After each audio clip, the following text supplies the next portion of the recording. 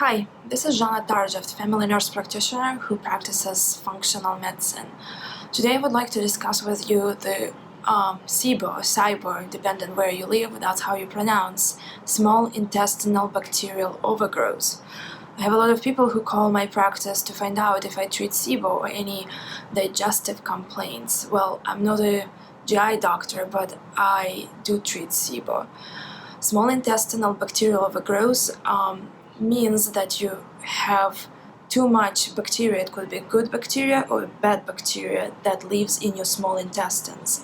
Well, due to the anatomy of our bodies, most of the bacteria should be living in the large intestine, but a lot of times due to different factors, and the factors could vary from antibiotics taken recently, surgery that creates adhesions, hypothyroidism that decreases the peristalsis or movement of the intestinal fecal matter through the intestines, or just a weak ileocecal valve. This bacteria that lives in the large intestine can go up the intestinal tract and start living in the small intestine. So that's what small intestinal bacterial overgrowth means. There should be very few bacteria in the small intestine otherwise. So what does happen in your small intestine? The major absorption organ is the small intestine. So when you start digesting food in your stomach, it goes into the small intestine, and where it starts being broken down further and then digested and absorbed into the blood, the nutrients, the vitamins. But when you have too much bacteria that lives in your small intestine, it just basically robs you of nutrients. And I see a lot of patterns such as B vitamin deficiencies in people who eat tons of meat and they are still deficient in B vitamins, specifically in B12 vitamin. Sometimes I see in conventional labs the markers of protein malabsorption, which means that, again, you eat all that protein, but you are basically not absorbing the amino acids. At the same time, this bacteria that lives in your tract, in the small intestine, it has its byproducts, right? So it's like any living organism, it has some waste. The waste that the bacteria makes could be toxic to your body. It also could be causing the leaky gut, which means that you have higher intestinal permeability, or not such tight junctions as should be. So for example, if your cells should be kind of like this, if you have high intestinal permeability, they just become like a sieve. So they let lots of undigested proteins, fats, and such to get into your bloodstream and cause different symptoms, which we recently started recognizing as food sensitivities, not just food allergy, but food sensitivities.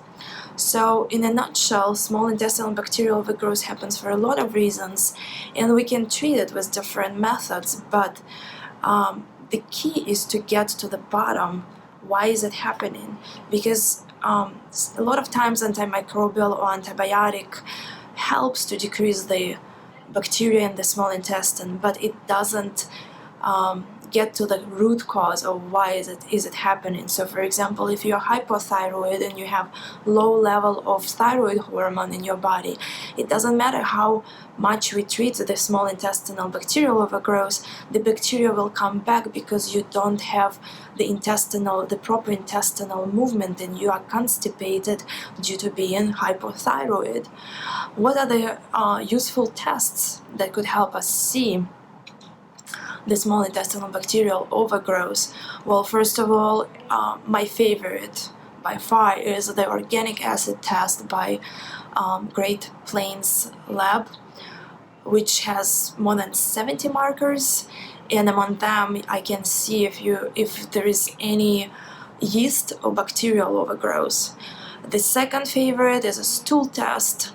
There is GI Effects by Genova, or GI Maps is a great way to see if you have any pathogens or pathologic bacteria, potential pathogens that could be causing the overgrowth and causing just a turmoil in your gastrointestinal tract. And my third favorite, but it has some information, but it's hard to interpret, and even if the interpretation is negative, so if its test shows negative for small intestinal bacterial overgrowth, but you still have symptoms, I may still advise to treat small intestinal bacterial overgrowth and the overgrowth of the bacteria in your GI tract. So the third test would be the hydrogen SIBO test. So that's where you have a special diet for 2 days, and then for 3 hours starting in the morning you collect your breath in a little tube and you send that to the lab, and it shows if you're more likely to have hydrogen or methane overgrowth in your body, in your gastrointestinal tract. And depending on the prevalence of hydrogen gas or methane gas, the treatment may differ significantly. But that's it about small intestinal bacterial overgrowth. Let me know if you have any questions and I would be happy to answer them. Bye.